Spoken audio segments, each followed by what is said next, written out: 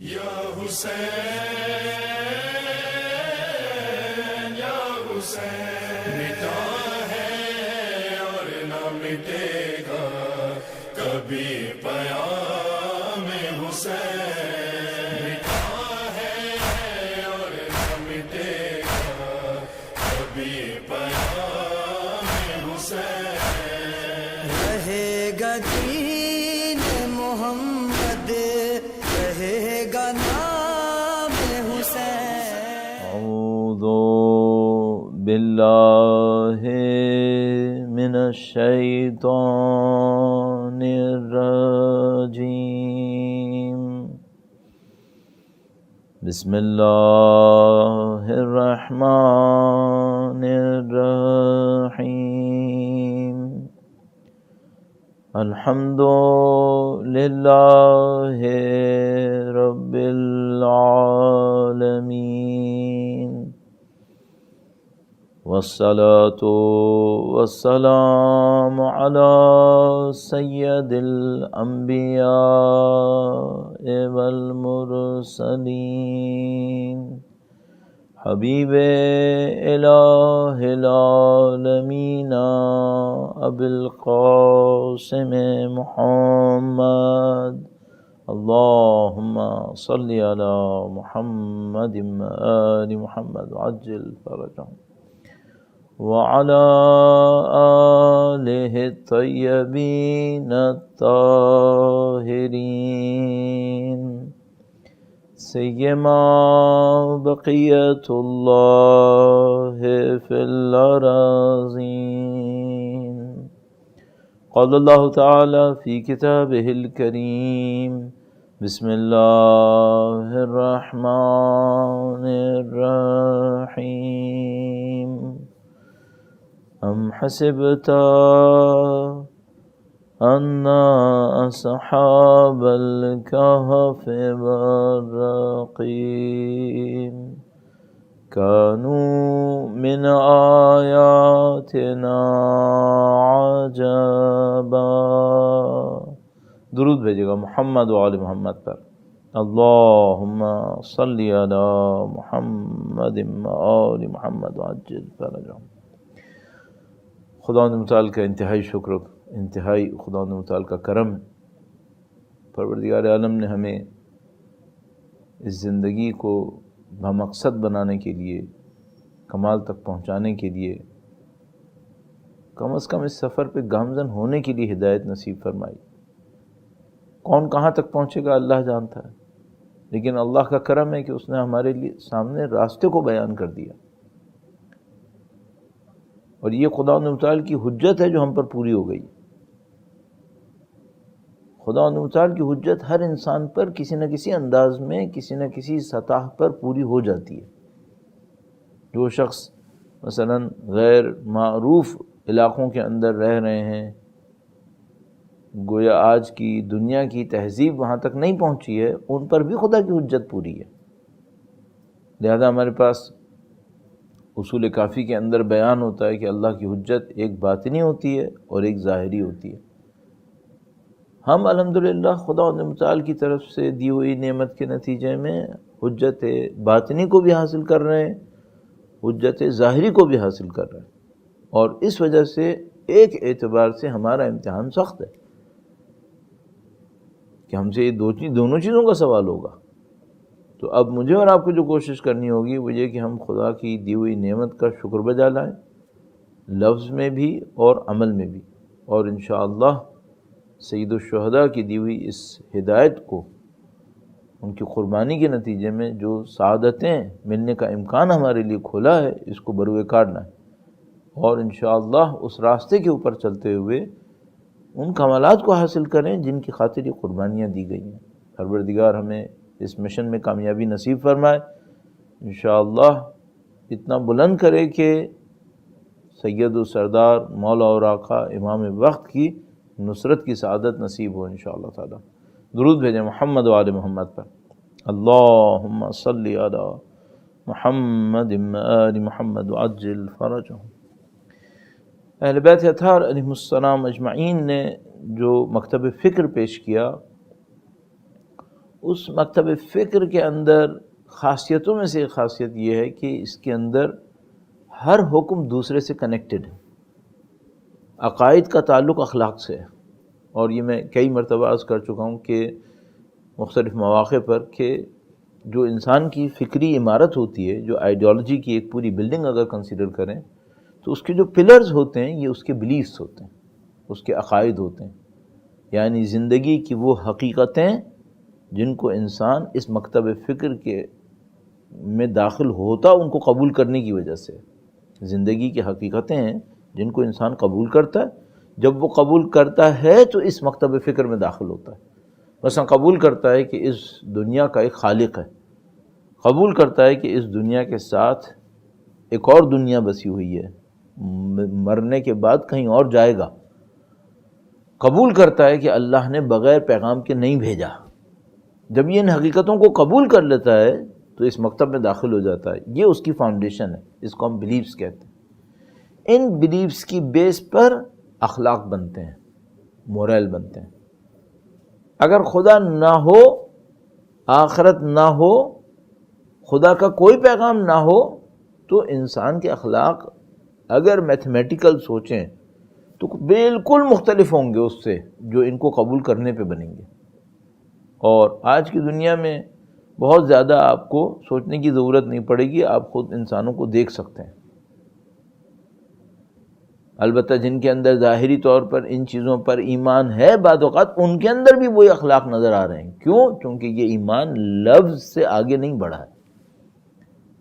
لفظی ایمان کے اپنے اثرات ہوتے ہیں، اسے آپ کافر نہیں کہہ سکتے، لیکن بہرحال عمل کے اوپر اس کا اثر ظاہر ہونے کے لیے لفظ سے زیادہ گہرائی میں جانا ہوتا ہے، جس کو خداوند متعال فرماتا ہے لما يدخل الایمان فی قلوبکم، ابھی ایمان ان کے دلوں میں داخل نہیں ہوا ہے. البتہ وہاں صیغہ مخاطب ہے. تو اگر کسی کو اثر چاہیے تو ایمان کا قلب میں جانا چاہیے، تو وہ ہونا چاہیے. تو ایک تو عقیدے کی عمارت ہو گئی، فاؤنڈیشن ہو گئی، اس کے اوپر مورالز ہوتے ہیں، ان مورالز کے اوپر زندگی گزارنے کے فیصلے ہوتے ہیں جن کو ہم احکام تعبیر کرتے ہیں. یہ کرو، یہ نہیں کرو. تو یہ پوری عمارت بنتی ہے. جو مکتب اہل بیت اطہار علیہ السلام ہے اس میں یہ تینوں پوری تفصیل کے ساتھ موجود ہیں اور انٹر کنیکٹڈ ہیں. انٹر کنیکٹڈ ہونے کا مطلب یہ ہے کہ اگر آپ نے ایک چیز کو اپنی پسند ناپسند سے نکالنے کی کوشش کی، آپ نہ صرف یہ کہ ایک غلط کام کر رہے ہیں بلکہ اس سے ریلیٹڈ بہت ساری چیزوں کو آپ خراب کر رہے ہیں، چاہے آپ کو نہ پتہ چلے. میں ایک مثال عرض کرتا ہوں، درود بھیجے گا محمد و آل محمد پر. اللہم صلی علی محمد آل محمد وعجل فرجہم. اچھائی کی مثال عرض کرتا ہوں جس میں نیت اچھی ہوتی ہے. مثلا دین مبین نے حکم دیا ہے کہ بھائی جو شخص مسافر ہوگا وہ نماز قصر پڑھے گا. جو شخص مسافر ہوگا شرائط کے ساتھ وہ نماز قصر پڑھے گا، روزہ وہ نہیں رکھے گا. اب ایک آدمی یہ کہے کہ بھائی مجھے تو سفر میں کوئی تکلیف نہیں ہوئی، لہذا ہوں تو میں سفر میں، لیکن حکم شرعی کے باوجود میں ایڈیشنل کام کر رہا ہوں اور میں روزہ رکھ رہا ہوں. تو یہ میں نے اچھا کیا یا غلط کیا؟ فقہا متفق ہیں اس بات کے اوپر کہ قطعاً غلط کیا. غلط کیا. اس روزے کی قضا بھی رکھنی پڑے گی. کیوں غلط کیا ہے؟ میں نے تو اپنے طور پہ کام بڑھا کے کیا ہے. تو ہمارا جواب اس پہ یہ ہوتا ہے کہ بھائی دین خدا میں کچھ چیزیں ہیں مصلحتوں کے تحت، جو بھی حکم ہے خدا نے متعلقہ کسی مصلحت کے تحت ہے. آپ اس مصلحت کو زیادہ جانتے ہیں، خدا کا نظام زیادہ جانتا ہے. تو یہ جو مکتب اسکول آف تھاٹ کہلاتا ہے یہ صرف چند نصیحتیں نہیں ہیں جو جمع ہوتی ہیں، یہ پورا ایک سسٹم ہوتا ہے. آپ اس کے اندر کم و بیشی کریں گے اپنی مرضی سے تو آپ تباہ کر رہے ہیں اس کو. اور مکتب کو تو کوئی، اسکول آف تھاٹ کو تو نقصان نہیں پہنچے گا، نقصان تو آپ کو پہنچے گا. اور اگر کوئی سماجی کام ہوا تو نقصان پھر پورے معاشرے کو پہنچے گا. مثلا اگر خدا متعال فرماتا ہے کہ تمہارے لیے قصاص میں حیات زندگی ہے، اب کوئی ایک انسان یہ کہے کہ بھائی میرا دل نرم ہے، میں قصاص نہیں کر سکتا، آپ کا اپنا حق کو آپ چھوڑ سکتے ہیں. لیکن اگر شریعت کی طرف سے ایک حکم نازل ہوا ہے، آپ کہیں میں اس کو چھوڑ رہا ہوں چونکہ میرا دل نرم ہے، بھائی تمہارے ہاتھ میں تھوڑی ہے. نہ مصلحتیں تم سے پوچھ کے لکھی گئی ہیں، نہ احکام الہیہ کسی کے تابع ہیں۔ وہ بقول کسی بندے کے کہ وہ سارے گاؤں کو اٹھاتا تھا فجر کے وقت روزہ رکھنے کے لیے، تو وہ کوئی نہیں اٹھتا تھا، بعد میں اس کو ڈانٹتا تھا کہ میں نے تو تم کو اٹھایا تھا، تم نے کیوں نہیں سحری کی اور غلط کیا، یہ کیا وہ کیا۔ ایک دن خود اٹھتا ہے تو دیکھتا ہے کہ سحری کا ٹائم ختم ہو گیا۔ اب وہ لوگوں کو اٹھانے کے لیے جائے تو کیا بتائے لوگوں کو کہ بھائی میں جب تم لوگوں کو اٹھا رہا ہوں تو وقت گزر چکا ہے۔ تو اب وہ جناب علی کہانی میں کہتے ہیں کہ اس نے اعلان کیا لوگوں کو کہ اے لوگوں وقت تو گزر گیا ہے، لیکن چونکہ غلطی میری تھی میں تم لوگوں کو 10 منٹ دے رہا ہوں۔ بندے خدا، دین تمہارے بابا کا ہے، دین تم نے بنایا ہے، ہم نے تم کو کیا اشارے بنایا تھا کیا؟ ہم نے کیا تمہارے ہاتھ پہ ایمان لے کر آئے تھے تمہارے ہاتھ پہ کہ تم ہمیں دین دو گے؟ نعوذ باللہ تعالیٰ، نہیں، ہم اللہ کے دین پہ ایمان لائے تھے، اللہ کے نبی پہ ایمان لائیں، اللہ کی طرف سے منصوص اماموں کے اوپر ایمان لائیں، وہ ہمیں بتائیں گے کہ دین خدا کیا ہے، نہ کہ تم ہمیں بتاؤ گے۔ تو اب اگر میں اپنی مرضی سے کوئی کام کرنا شروع کر دوں، اپنے لیے کروں گا تو نقصان دہ، معاشرے کے لیے کروں پورے معاشرے کا نقصان ہے اس کے اندر، ذمہ دار کون ہوگا؟ ذمہ دار میں ہوں گا۔ اب خدا نے متعالی اگر ہمیں حکم دیتا ہے تو ہمیں ان تمام چیزوں کو دیکھنا ہوگا۔ اب یہ سارا جو میں نے آپ کی خدمت میں عرض کیا وہ اپنے موضوع سے کنیکٹ کرتا ہوں۔ درود بھیجے گا محمد و آل محمد پر، اللہم صلی علی محمد و آل محمد وعجل فرجہم۔ تو ہم نے آپ کی خدمت میں چند عناصر عرض کیے کہ جو مکتب اہل بیت اطہار علیہ السلام میں اس کی ریزیلینس کے مین فیکٹرز ہیں، اور اس کی وجہ عرض کی کہ کیوں ضرورت ہے اس بات کی، چونکہ ہم جس معاشرے کے اندر زندگی گزارتے آئے 1400 سال سے، وہ کئی اعتبار سے ہمارے لیے ایک ہاسٹائل انوائرمنٹ تھا۔ اس ہاسٹائل انوائرمنٹ کے اندر یہ سیکٹ سروائیو کر رہا ہے اور کامیابی کی طرف جا رہا ہے، نہ صرف یہ کہ باقی ہے بلکہ تکامل کی طرف گامزن ہے، جیسا کہ میں نے پہلے یا دوسرے دن عرض کیا۔ تو یہ سب کچھ اتفاقی نہیں ہے، یہ سب کچھ حادثاتی بھی نہیں ہے، یہ سب کچھ سب کا سب کسی وجہ سے ہے، اس وجہ کو سمجھنا ضروری ہے۔ تو کل آپ کی خدمت میں عرض کیا کہ بھائی شہادت کا جو تصور ہے وہ اس کے اندر ایک اہمیت رکھتا ہے۔ اب مثال کے طور پر کوئی بندہ مجھ سے کہے کہ مولانا آپ تو پاکستان سے رہنے والے ہیں، تو پاکستان میں تو شہادتیں ہوتی ہیں، اس وجہ سے آپ لوگوں کے دل مضبوط ہو گئے ہیں، ہمارے بچوں کے دل اتنے مضبوط نہیں ہیں، ان کے سامنے آپ موت اور شہادت کا اتنا زیادہ تذکرہ نہ کیا کریں، پریشان ہو جائیں گے یہ۔ تو میں خدمت میں یہ عرض کروں گا کہ اگر آپ نے اپنی مرضی سے دین خدا بنانا ہو تو میں آپ کی بات مان لوں گا کہ بھائی اتنا زیادہ موت کا تذکرہ نہ کیا کریں، بچے پریشان ہو جائیں گے، تو چلو آج سے موت کا تذکرہ کم کریں گے۔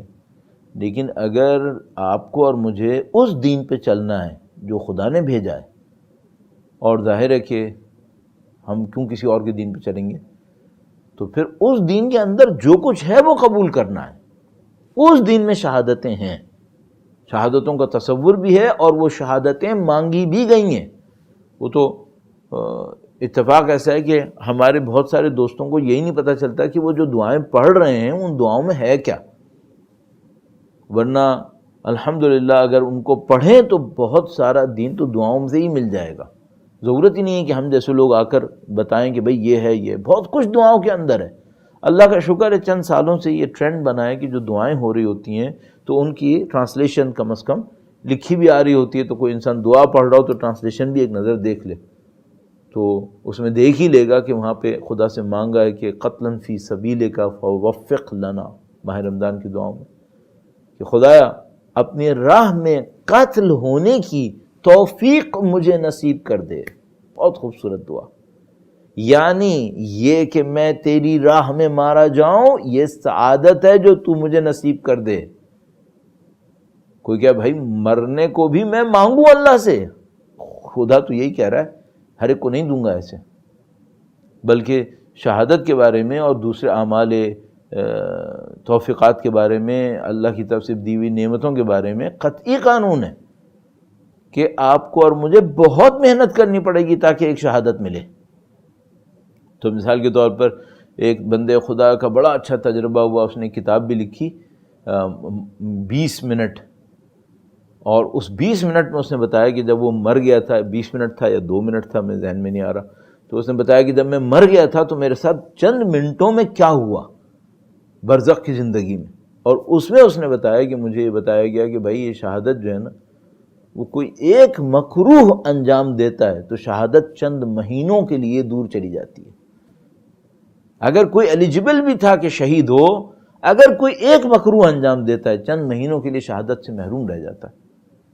تو مجھے سمجھ میں آتا ہے کہ سید الشہداء کے واقعہ میں کیوں بعض لوگ اس سعادت سے محروم رہ گئے. سید الشہداء نے پوائنٹ آؤٹ کیا کہ تم میری بات بھی نہیں سمجھو گے، سمجھو، صحیح سمجھ لو، صحیح فیصلہ کر لو، قربانی دے دو، ادھر آ جاؤ، دور کی بات سمجھو گے بھی نہیں. کیوں؟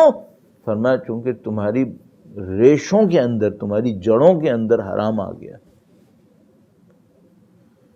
تو یہ جملہ خود دکھا رہا ہے کہ بھائی یہ سعادتیں اتنی آسانی سے نہیں ملتی ہیں. تو ایک مکروہ شہادت کو تاخیر میں ڈال دیتا ہے. اور یا مثال کے طور پر ہمارے پاس روایت میں ہے کہ اگر کوئی نماز شب پڑھتا ہے، خدا نہ کرے نعوذ باللہ تعالیٰ ایک دفعہ جھوٹ بول دیا، نماز شب کی توفیق سے محروم ہو جائے گا. اور میں نے خود اپنی طالب علمی کی زندگی میں، اپنی زندگی میں کتنی دفعہ اس بات کو دیکھا ہے. اپنی زندگی میں بھی اتار چڑھاؤ دیکھتا ہوں کہ ہاں بھائی تو اتار چڑھاؤ آتے رہتے ہیں، اسپریچول اتار چڑھاؤ.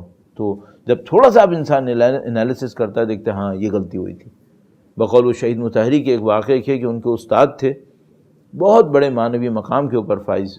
شب جمعہ کہیں پہنچتے ہیں، اس صبح کو جو اٹھتے ہیں تو دیکھتے ہیں کہ استاد رو رہے ہیں. پوچھا کیوں؟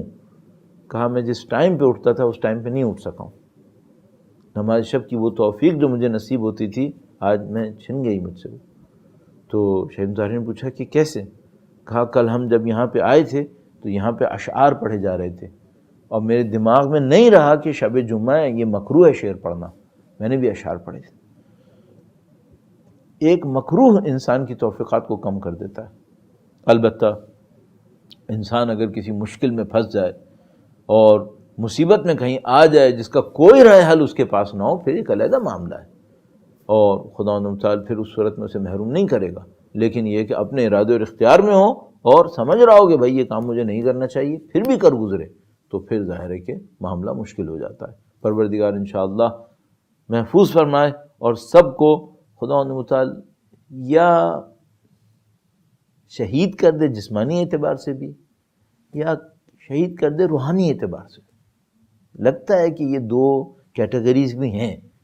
کچھ لوگوں کی شہادت جسمانی بھی ہوتی ہے اور کچھ لوگوں کی شہادت جسمانی نہیں ہوتی لیکن روحانی بہت بڑی شہادت ہو جاتی ہے. یہ دونوں کیٹیگریز لگتا ہے کہ ہیں. درود بھیجے گا محمد و آل محمد پر. اللہم صلی علی محمد و آل محمد وعجل فرجہم. تھوڑا سا اس کو عرض کرنے کی خاطر، بیان کی خاطر عرض کر دوں کہ ہمارے پاس تحف العقول میں ایک بڑی عجیب روایت ہے، بہت عجیب روایت ہے. تحف العقول اچھی کتاب، مستند کتاب سمجھی جاتی ہے اور روایت میں بیان کیا ہے، اللہ کے رسول سے روایت ہے میرے خیال میں. درود بھیجے گا محمد و آل محمد پر. اللہم صلی علی محمد و آل محمد وعجل فرجہم. روایت میں بیان فرماتے ہیں کہ کچھ لوگ بہت تیزی سے جنت پہ پہنچیں گے، اتنی تیزی سے جنت کے دروازے پہ پہنچیں گے کہ خود گویا جنت کے جو نگہبان ہیں، ہم سب کو معلوم ہے سمبولک ٹرمز ہیں، وہ خود حیران ہوں گے کہ بھائی یہ اتنی تیزی سے کیسے آئے. پوچھا تم کون ہو؟ تم شہداء ہو؟ کہا نہیں ہم شہداء نہیں. کہا تم علماء ہو؟ ان کے مقام اتنی تیز ہوتے ہیں. کہا ہم وہ بھی نہیں. تو کہا پھر تم کون ہو؟ اتنی تم کو فضیلت ملی؟ کہا ہم غریب تھے، ہم نادار تھے لیکن عزت دار تھے اور اللہ پہ ایمان رکھتے تھے، زندگی کی سختیوں میں ہر روز جیتے تھے، ہر روز مرتے تھے، کبھی خدا سے شکوہ نہیں کیا. ہم گمنام تھے، ہم نے کبھی شہرت خدا سے طلب نہیں کی. ہم اپنی اسی گمنامی میں زندگی کی سختیوں پر حلال رزق کے اوپر راضی رہے. ہم نے خدا سے شکوہ نہیں کیا. اللہ نے ہمیں یہ مقام دیا. درود بھیجے گا محمد و آل محمد پر. اللہم صلی علی محمد و آل محمد وعجل فرجہم. یہ مقامات ہیں بہرحال. تو عرض یہ تھی کہ یہ سب چیزیں بہرحال اصولوں کے تحت ہیں، ضابطوں کے تحت ہیں. ہم اور آپ کم و بیشی نہیں کر سکتے اس کے اندر. فلاں کو پسند نہیں آیا لہذا تھوڑا سا کم کر دینا، یہ ناانصافی ہے، یہ اللہ کے دین میں خیانت ہے. خداوند متعال ناپسند کرتا ہے اس بات کو. تو جو دین ہے وہ لینا ہوگا. اب جب یہ لیتے ہیں تو پھر ایک اور چیپٹر ہے، در حقیقت میں نے آپ کی خدمت میں عرض کرنا ہے، اس کی خاطر میں نے یہ مقدمہ بھی بنایا. کوئی اور کچھ اور نہ سمجھے کہ بھائی کیا ہو گیا، صرف اس مقدمے کی خاطر. اور مقدمہ کیا ہے؟ جو مکتب اہل بیت کی ریزیلینس ہے، مقاومت ہے. اب مقاومت کا شاید کوئی اور اچھا بھی ٹرانسلیشن ہو سکے. اس کے اندر ایک بہت بڑا فیکٹر ہے، وہ ہے تقیہ کے نام سے. درود بھیجے گا محمد و آل محمد پر. اللہم صلی علی محمد و آل محمد عجل فرجہم. اس کو میں اگلے دنوں میں کہیں پوائنٹ کے طور پر بھی، سیپریٹ پوائنٹ کے طور پر بھی عرض کروں گا ابھی، کہ مکتب اہل بیت ایک ٹائپ آف کرٹیسزم ہے معاشرے کی انجسٹس کے اوپر. ٹائپ آف اس لیے کہہ رہا ہوں کہ صرف کرٹیسزم نہیں ہے، کرٹیسزم سے بہت بڑھ کر ہے. لیکن اس کو کیٹیگرائز اگر کریں تو یہ وہ اسکول آف تھاٹ ہے جو اسٹیٹس کو سپورٹ کرتا ہے، یا وہ اسکول آف تھاٹ ہے جو کرٹیسائز کرتا ہے. اگر انجسٹس ہو تو کرٹیسائز کرے گا، اور ابھی تک تو انجسٹس رہا ہے. تو یہ مکتب آف تھاٹ، یہ جو اسکول آف تھاٹ ہے، یہ کرٹیکل ہے اپنی سوسائٹی کے اوپر، اور خاص کر خود اسلامک سوسائٹی کے اوپر، اسلامک کلچر کے اوپر جو ڈیولپ ہوئی رسول خدا کی بات، یا وہ سوسائٹی جو ڈیولپ ہوئی، یا پولیٹیکل پیٹرن جو اس وقت ڈیولپ ہوا، اس کے اوپر کرٹک ہیں. یہ مکتب اہل بیت کرٹیسزم کرتا ہے. کیا کرٹیسزم؟ وہ یہ کہ بھائی جو ہوا وہ صحیح نہیں ہوا ہے. اللہ کے نبی کے گھرانے کے ساتھ ظلم ہوا ہے، اللہ کے نبی کی صاحبزادی کے ساتھ ظلم ہوا ہے، پورے گھرانے کے اوپر ظلم ہوا ہے، بار بار ظلم ہوا ہے. الحمدللہ بہت سارے لوگ ہیں جو نہیں ہوتے شیعہ مکتب فکر سے، لیکن سمجھ رہے ہیں ان باتوں کو کہ ہاں بھی ظلم ہوا ہے، یہ تو ماننا پڑے گا. تو یہ جو تھاٹ، اسکول آف تھاٹ ہے، یہ کرٹیسزم کرنے والوں میں سے ہے، یہ سپورٹ کرنے والوں میں نہیں ہے. اور اس کی اگر یہ پھر بھی باقی ہے تو اس کا ایک عنصر تقیہ کا تصور ہے، تقیہ کی تصور سے باقی ہے. اب موقع اچھا ہے میں آپ کے سامنے تقیہ کے حوالے سے کچھ آرائز پیش کر دوں جو زیادہ تر غلط فہمیوں کی صورت میں ہیں. اور یہ جو میں مقدمے سے بھی ٹچ کر دوں کہ بھئی جو میں نے 5-10 منٹ آپ کے لیے مقدمہ عرض کیا، وہ کیا تھا؟ وہ یہ کہ بھئی کوئی اپنی مرضی نہ دکھائے کہ میں بہادر انسان ہوں، مجھے تقیہ کی ضرورت نہیں ہے. آپ اپنی مرضی سے خدا کا دین مت بنائیے گا. میں اپنی مرضی سے نہیں بناؤں کہ میں چونکہ پاکستان میں رہنے والا ہوں، ہم لوگ تو سخت جان لوگ ہیں، ہمیں تقیہ نہیں چاہیے، تقیہ کوئی اور قوم کرے گی. یا کوئی اور کہے کہ مولانا ہم تو سول سوسائٹی میں رہتے ہیں، یہاں تو کوئی غلط کرے گا تو ہم کمپلین کر دیں گے، تقیہ ہمارا کام نہیں ہے، تقیہ کسی اور کا کام ہے. نہیں، جہاں پہ دین تقیہ دے رہا ہے وہاں کرنا ہے، واجب ہے وہاں پہ. میری بہادری سے کوئی تعلق نہیں ہے، اس کا تعلق دین کے حکم سے. ہاں دین کا حکم دیکھنا پڑے گا کہ تقیہ کا مورد اصل ہے کیا، اور تقیہ ہے کیا در حقیقت. تو میں چند پوائنٹ اس سلسلے میں عرض کروں گا، اور انشاءاللہ اس نقطے کو تفصیل سے بیان کریں گے. درود بھیجے گا محمد و آل محمد پر. اللہم صلی علی محمد و آل محمد عجل فرجہم. خاص کر میں چاہوں گا کہ چند آیات آپ کی خدمت میں عرض کروں تاکہ اس کو تھوڑا سا الیبوریٹ کیا جا سکے. ایک بار پھر درود بھیجے گا محمد و آل محمد پر. اللہم صلی علی محمد و آل محمد عجل فرجہم. آیت تقیہ کی کوئی قرآنی بنیاد ہے؟ تقیہ کا مطلب کیا ہے؟ تو میں تقیہ کا مطلب عرض کرنے کے لیے قرآن کریم کی آیت سے سہارا لوں گا جس میں یہ لفظ استعمال ہوا ہے، تاکہ ایک بنیاد بھی سمجھ میں آ جائے کہ بھائی تقیہ کی بنیاد قرآن کے اندر ہے. قرآن کریم کا ارشاد ہے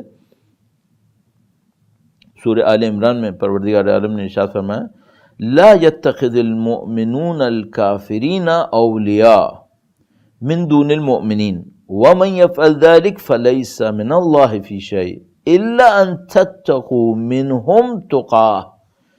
فرمایا کہ جو مومنین ہیں، صاحبان ایمان ہیں، وہ کافرین میں سے اپنے لیے سرپرست انتخاب نہیں کریں گے. یعنی کچھ صاحبان ایمان ہیں، وہ صاحبان ایمان کو چھوڑ کر کافروں کو جو خدا کو انکار کر رہے ہیں. اب میں بات سے بات نکل رہی ہے تو پھر آگے نہ جاؤں کہیں. ہر غیر مسلمان کافر نہیں ہوتا ہے ایک سینس میں. ایک سینس تو یہ ہے کہ ہم کہتے ہیں مسلم ورسز کافر، ایک تو یہ ہوتی ہے. اچھا ایک سینس یہ ہے کہ نہیں، جو خدا کے احکام کو، دین کو سمجھے انکار کرے وہ کافر ہے. منکر کافر ہے، نہ جاننے والا اور جاہل اور نہ سمجھنے والا وہ کافر نہیں ہے ایک سینس کے اندر. ایک تو جنرل ٹرم ہے جس میں ہم کہتے ہیں مسلم نان مسلم، اور نان مسلم کو کہتے ہیں کافر. لیکن یہ دوسری سینس جس کے اندر قرآن کریم میں کافی آیات اس کے اوپر ہیں، تو وہ کافر ہے کہ جو دین خدا کو سمجھے، اندر سے جانتا ہے کہ صحیح ہے، وَاسْتَيْقَنَتْهُمْ أَنفُسُهُمْ جَاهَدُوا بِهَا وَاسْتَيْقَنَتْهَا أَنفُسُهُمْ، انہوں نے انکار کیا جبکہ ان کا نفس اندر سے اس کے اوپر یقین رکھ رہا تھا، یہ کافر ہے۔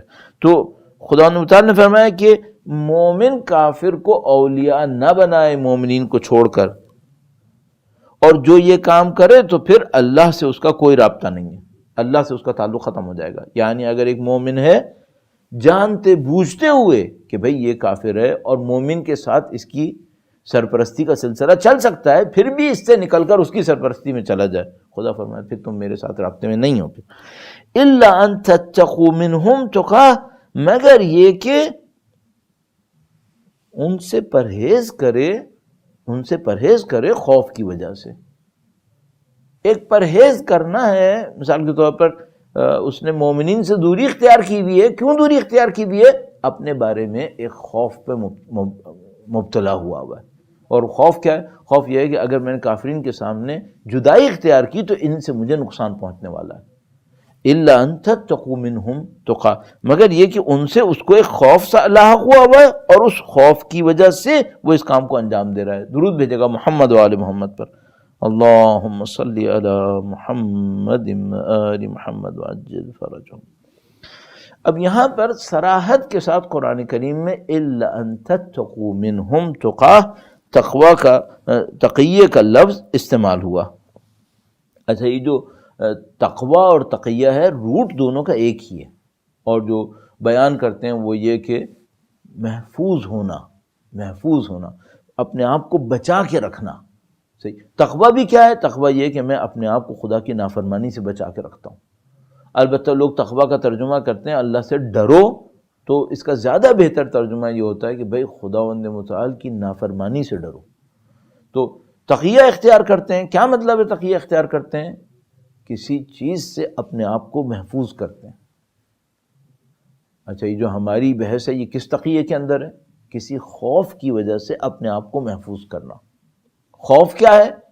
میری جان کے اوپر ایک خوف ہے، میری عزت آبرو کے اوپر ایک خوف ہے، میرے مال کے لیے کوئی خوف لاحق ہوا ہے، میں اس کو خوف کو دور کرنے کے لیے تقیہ اختیار کرتا ہوں، یعنی فی الحال اپنے آپ کو محفوظ کر لیتا ہوں۔ اچھا، کیا تقیہ بزدلی ہے؟ ایک، کیا تقیہ جھوٹ بولنے کی تلقین ہے؟ دو، کیا تقیہ کا مطلب اپنے اسکول کو چھوڑ دینا ہے، اپنے مکتب کو چھوڑ دینا ہے؟ تین، ہرگز نہیں، تینوں کے مقابلے میں جواب نہیں ہے۔ کیوں؟ عرض کروں گا اس کو، درود بھیجے گا محمد و آل محمد پر، اللہم صلی علی محمد آل محمد وعجل فرجہم۔ تقیہ کا مطلب یہ نہیں ہے کہ مثال کے طور پر مجھے جھوٹ کی ترغیب مل گئی ہے، کیوں؟ کبھی کوشش نہیں کروں گا کہ جھوٹ بولوں، تو میں کیا کروں گا؟ اگر مجھے تقیہ کی پوزیشن میں بھی آنا ہوا تو میں کچھ اس طرح بولوں گا کہ سامنے والا اپنے مقصد کا مطلب لے لے، مجھے جھوٹ پھر بھی نہ بولنا پڑے، اچھا، کیا تقیہ کا مطلب یہ ہے کہ میں لوگوں کے سامنے ہر معاملے میں تقیہ اختیار کروں؟ قطعاً خدا متعال پسند نہیں کرے گا۔ یعنی مثال کے طور پر میں کہیں پہ تھا، مورد تھا امر بالمعروف نہی عن المنکر کا، میں نے وہاں پہ تقیہ اختیار کیا، کبھی بھی خدا قبول نہیں کرے گا۔ ہر حکم کا اپنا ایک مورد ہوتا ہے، آپ کی جان کو خوف ہو، آپ کی مال کو خوف ہو، آپ کی عزت آبرو کو خوف ہو، وہ خوف قابل اعتنا ہو، اس خوف کو بچانا آپ کے لیے ضروری ہے، اس کا مقابلہ کرنا، وہاں پر یہ بات آئے گی۔ ورنہ اگر جگہ یہ ہے کہ بھائی مجھے دین کے نام پہ امر بالمعروف نہی عن المنکر کرنا ہے، وہاں تو قطعاً مجھے کرنا ہی کرنا ہے، میں وہ کروں گا پھر۔ تو تقیہ کا اپنا ایک مورد ہے، اور ایک جملے کے اندر بس یہ عرض کرتا چلوں، تقیہ یہ کہتا ہے کہ اپنی جان، اپنے مال، اپنی عزت، اپنی ریسورسز کو محفوظ کرو کسی بڑے ہدف پہ خرچ کرنے کے لیے۔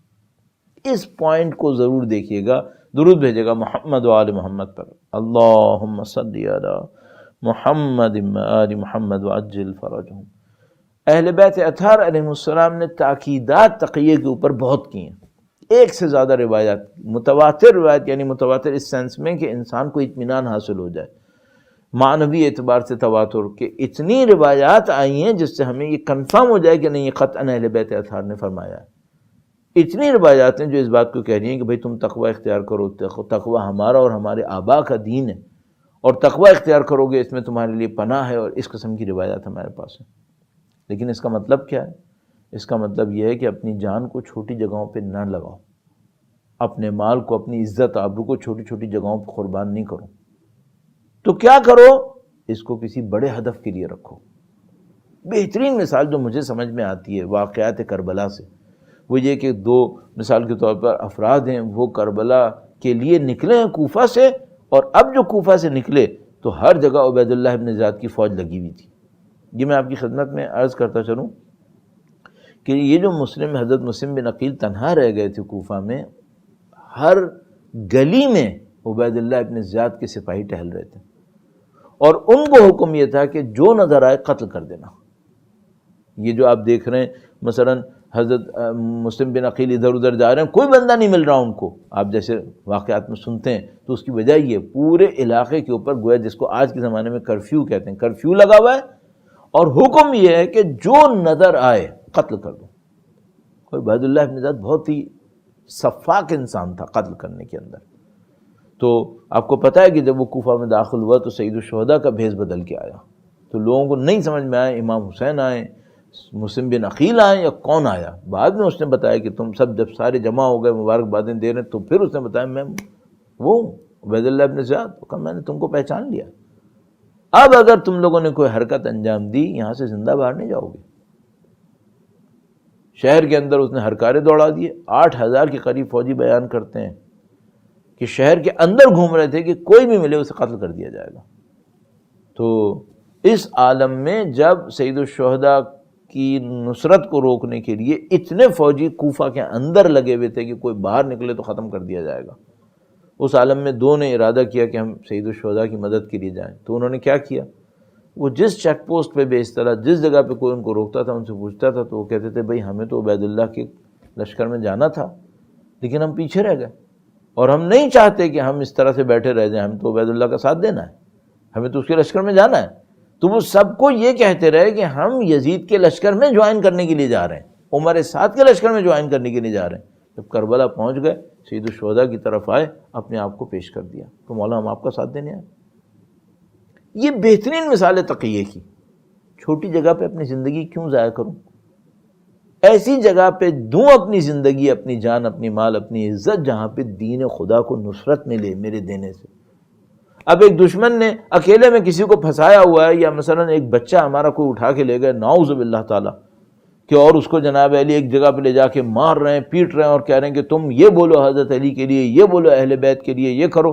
وہ بیچارہ بولے یا نہ بولے، اچھا وہ کوئی ایسی پرسنالٹی بھی نہیں ہے کہ اگر وہ بولے گا تو دنیا گمراہ ہو جائے گی، نہیں، ایسی کوئی بات نہیں ہے، نہیں ایسی کوئی بات۔ تو بیچارے کو چاہیے تقیہ کریں وہاں پہ، اپنی جان چھڑائیں ان واقعات سے، ان مصیبتوں سے۔ ہاں بالکل صحیح ہے، اس کو کوئی دین کو نقصان لاحق نہیں ہوگا۔ جیسے کہ حضرت عمار یاسر کا واقعہ موجود ہے، اللہ کے نبی نے ان کو سمجھایا کہ تمہیں یہ کرنا چاہیے تھا، اور اہل بیت اطہار علیہ السلام نے اصرار فرمایا کہ یہ وہ جگہ نہیں ہے جہاں پہ تم لوگ جا کے اپنی زندگیوں کو ضائع کرو اور جانوں کو دے دو۔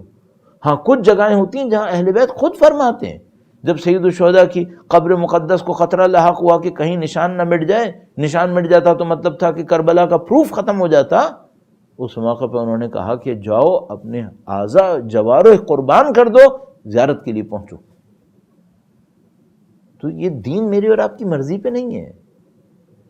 جب وہ کہیں کہ دشمن کے بارے میں یہ اعلان کرو تو ہمیں کرنا چاہیے، اور جب وہ خود کہیں کہ نہیں یہ اعلان پبلک کے سامنے نہیں کرنا ہے تم نے، ہمارے پاس روایات موجود ہیں، پتہ نہیں کتنی روایات موجود ہیں کہ فلانی شخص آیا اور اس نے مولا چھٹے سرکار سے ایک بات کہی، درود بھیجے محمد و آل محمد پر، اللہم صلی علی محمد و آل محمد، کہا مولا آپ کا فلاں چاہنے والا ہے، اور ایک جگہ کے اوپر کھڑے ہو کر اس طرح مخالفین کے لیے یہ بات اس نے کہی۔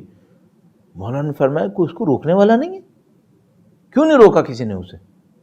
یا ایک موقع کے اوپر ہمارے پاس موجود ہے روایات کے اندر، احسن المقال کے اندر بھی موجود ہے کہ امام کی شہادت ہوئی اور ایک موقع کے اوپر اندر سے کسی کنیز نے نکل کے نوحہ پڑھا یعنی اس نے غم کا اظہار کیا، اور اس غم کے اظہار میں اس نے قدیم زمانے کی ان دشمنوں کے نام لیے جنہوں نے اہل بیت پہ ظلم کیا۔ امام نے فرمایا اس کو اندر بھیجو، اس کو اندر بھیجو، اس کو کوئی سمجھانے والا نہیں ہے۔ اور وہاں پہ ایک مثال کے طور پر روایت میں مجھے یاد آتی ہے کہ بات تھی کہ آیا جاریہ کہا یا جاہلہ کہا کہ کوئی ہے جو اس کو اندر کرے؟ تو جہاں پر اہل بیت کہیں کہ کرو سلم لمن سالمکم حرب لمن حاربکم، جہاں وہ کہیں کہ علناً کرو، وہاں واجب ہے، وہاں پھر میں اپنی جان نہیں بچا سکتا، اپنی مصلحتیں اپنی جیب سے نہیں ڈال سکتا، لیکن جہاں وہ کہیں نہیں تقیہ واجب ہے تو وہاں تقیہ پھر واجب ہے، مجھے وہی کرنا جو تقیہ کا حکم ہوگا۔ درود بھیجے گا محمد و آل محمد پر، اللہم صلی علی محمد و آل محمد وعجل فرجہ۔ جن لوگوں نے ان باتوں کو سمجھا ان کی وجہ سے اس مکتب کے اندر بقا کا اور طاقت کا عنصر آیا، کہ انہوں نے سمجھ لیا کہ بھئی ہمیں کس طرح زندگی کو لے کے چلنا ہے۔ اور اب بس اس میں اگر میں اس کے خطرات کو بھی عرض کروں کہ بھئی اگر تقیے کے اوپر عمل کریں تو خطرہ کیا ہے؟ صحیح تقیے پہ عمل کرو، کوئی خطرہ نہیں ہے۔ تقیے کے نام پر مس انڈرسٹینڈنگ آ جائے، ہاں وہاں پھر خطرہ ہے۔ وہ کیا خطرہ ہے؟ نسلیں ختم ہو جاتی ہیں، پتہ بھی نہیں چلتا کہاں گئے۔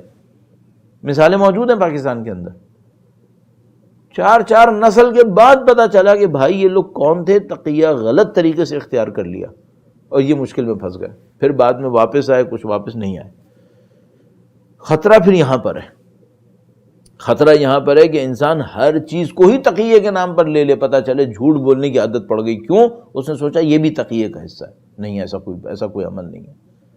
اہل بیت اطہار علیہ السلام نے سچائی سکھائی ہے۔ یہ جو متہم کرتے ہیں بعض اوقات دشمن، وہ مس انڈرسٹینڈنگ کی بیس پر تقیے کو نہیں سمجھتے تو مختلف قسم کے الزامات لگائیں گے، یہ کریں گے وہ کریں گے۔ میرے سامنے بھی کئی دفعہ ایسے واقعات پیش آئیں اور ان کو پھر بتانا ہوتا ہے باہر، کچھ تو نہیں سمجھنا چاہتے باہر۔ تو خطرہ کیا ہے؟ خطرہ یہ کہ ہم تقیے کی باؤنڈریز کو صحیح نہ سمجھیں اور نعوذ باللہ تعالی بزدلی سے دوچار ہو جائیں۔ خطرہ یہ ہے کہ ہم تقیے کو سمجھیں کہ بزدلوں کے لیے ہے، بہادروں کے لیے نہیں ہے، اور نعوذ باللہ تعالی اہل بیت اطہار کے دیے ہوئے واجب کو ترک کر کے بیٹھ جائیں۔ یہ خطرات ہیں یہاں پہ۔ تو ضرورت کس بات کی ہے؟ ضرورت اس بات کی ہے کہ فقہی سطح پر تفصیل سے اس حکم کو سمجھا جائے، کہاں تقیہ ہوتا ہے، کہاں تقیہ نہیں ہوتا ہے، اور جہاں تقیہ ہوتا ہے وہاں پر کرنا واجب ہے، اور جہاں نہیں ہوتا وہاں کرنا غلط ہوگا۔ پھر وہاں خدا کے حکم کی پیروی اس حساب سے ضروری ہو جائے گی کہ جو خدا نے کہا۔ تو گہرائی چاہیے دین کے اندر، اور میں نے عرض کیا یہ مقاومت کا ایک عنصر ہے، انتہائی اہم عنصر ہے مقاومت کا۔ اس کے اوپر عمل ہونا چاہیے، اس کے اوپر فکر ہونی چاہیے، کام ہونا چاہیے۔ جتنا میری توانائی میں تھا میں نے اس کو آپ کی خدمت میں ایکسپلور کرنے کی کوشش کی، ایکسپلین کرنے کی کوشش کی۔ اس پہ اور دیکھیے، کتابوں کو دیکھیے، اسٹڈی کیجیے تھوڑا۔ اب تو الحمدللہ بہت ساری کتابیں آن لائن اویلیبل ہیں، اور روایات بہت زیادہ آن لائن اویلیبل ہیں۔ چیزوں کو ایکسپلور کرنے کی ضرورت ہے تاکہ انسان اپنے کام کے اندر کلیئرٹی کے اوپر پہنچے کہ ہاں یہ چیز ہے۔ اور بس اس میں ایک جملہ اور عرض کرتا چلوں، ریڈ لائنز لگی ہوئی ہیں۔ یہ ریڈ لائن ہے، یہ تقیے کی زد میں نہیں آ رہا ہے۔ کیا مطلب؟ اہل بیت یہاں تقیہ پسند نہیں کرتے، کچھ ہیں ایسی جگہوں، اس کو ضرور ذہن میں رکھیے گا، اور انشاءاللہ ہم اور آپ پروردگار نصیب فرمائے، انشاءاللہ ظہور کا دن دیکھنا نصیب فرمائے خدا انشاءاللہ۔ درود بھیجے گا محمد و آل محمد، اللہم صلی علی محمد و آل محمد وعجل فرجہ۔ ایک موقع آئے گا جب یہ تقیے کا چیپٹر اس عنوان سے ختم ہو جائے گا، جب امام تشریف لائیں گے، فرمایا روایت کے اندر آئے، دعا افتتاح کے اندر بھی موجود ہے کہ حق کو کسی کے خوف کے بغیر اظہار کرے، مخافت احد من الخلق، کسی مخلوق کا خوف حق کے اظہار میں نہیں رہے گا، پھر وہاں پہ اظہار ہو سکے گا۔ کوئی تقیہ اس عنوان سے پھر نہیں ہوگا۔ ہاں اس سے پہلے سختیاں بہت ہیں، البتہ میں نے عرض کیا کچھ جگہیں ایسی ہوتی ہیں جو تقیہ کا مورد نہیں ہے، اور وہاں پہ جرأت مند لوگ چاہیے ہوتے ہیں۔ الحمدللہ شیعہ کی تاریخ بھرپور ہے ایسے جرأت مند لوگوں سے کہ جنہوں نے ان مقامات کے اوپر اپنی زندگیوں کو خطرے میں ڈال دیا، پرچم حق کو سر بلند کیا۔ عبید اللہ ابن زیاد کا دربار، اہل بیت اطہار علیہم السلام اسرا کی صورت میں تشریف فرمایا۔ اللہ اکبر، یہ ایام ان ایام کے نزدیک ہیں جب اہل بیت اطہار علیہم السلام ایک شہر سے دوسرے شہر، ایک گاؤں سے دوسرے گاؤں لے جائے جا رہے ہیں۔ کوفہ سے ایک راستہ دمشق ایسا بھی جاتا تھا جہاں سے جلدی، بہت جلدی پہنچ سکتے تھے، لیکن ان لعینوں نے بہت لمبے راستے کا اختیار کیا، اور کوشش یہ تھی کہ جس کو ہم لوگ اپنے لفظوں میں کہتے ہیں ڈی مورلائز کریں، اہل بیت اطہار علیہ السلام کے روحیے کو، ان کے انداز کو نعوذ باللہ تعالی شکست دے دیں، ایک نفسیاتی شکست۔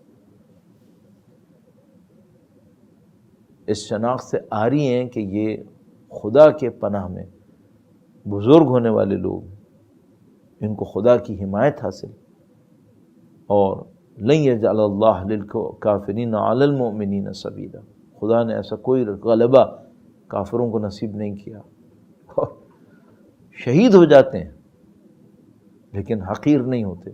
ہیہات من الذلہ، ذلت ان سے کوسوں دور۔ دربار کے اندر تشریف فرمائیں، عبید اللہ ابن زیاد نے کچھ کر لیا کہ نعوذ باللہ تعالی بی بی زینب سلام اللہ علیہا کے ارادے کو شکست دے۔ اسے نہیں معلوم کہ بدبخت عبید اللہ ابن زیاد، تجھے کیا پتہ یہ علی کی بیٹی ہے، یہ خاندان عطرت و طہارت کی وارثہ ہیں۔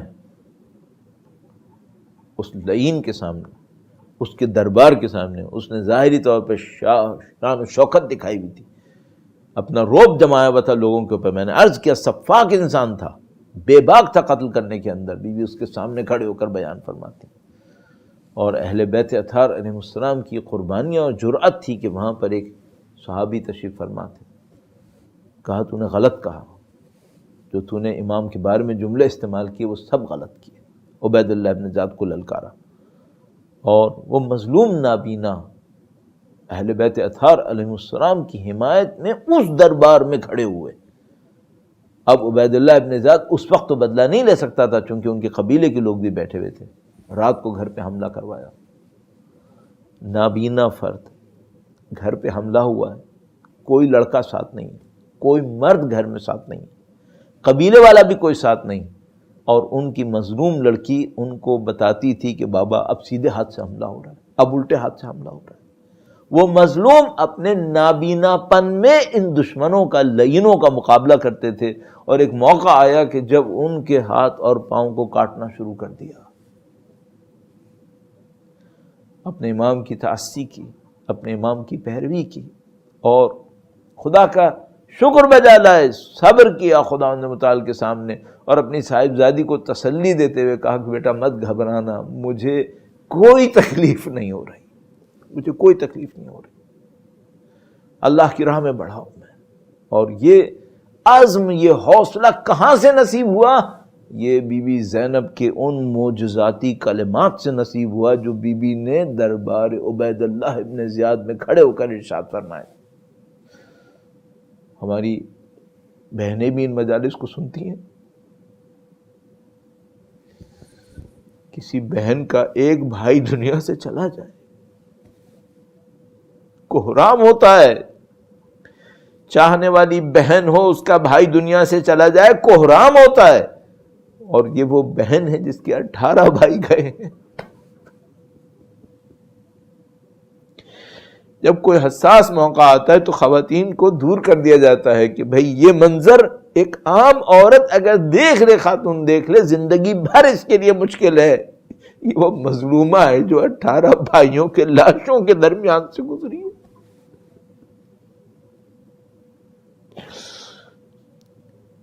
دل کے ٹکڑے قربان کیے، اور ان مظلومہ نے جو اپنے 2 جگر گوشے قربان کیے، اور محمد علی اکبر جیسے کو قربان کرنے کے بعد یہ جب دربار عبید اللہ کے اندر آتی ہیں اور وہ لعین ان کے سامنے جملات کہتا ہے تو بی بی خداوند متعال کا شکر بجا لاتی ہیں، اور فرماتی ہیں وَمَا رَأَيْنَا إِلَّا جَمِيلًا، ہم نے حسن اور خوبصورتی کے سوا کچھ نہیں دیکھا۔ بی بی سلام ہو آپ کی توحید کے اوپر، سلام آپ کی عظمت کے اوپر، کہ وہ دل خراش مناظر دیکھنے کے بعد خدا نے متعال پر اطمینان کا یا عالم وَمَا رَأَيْنَا إِلَّا جَمِيلًا۔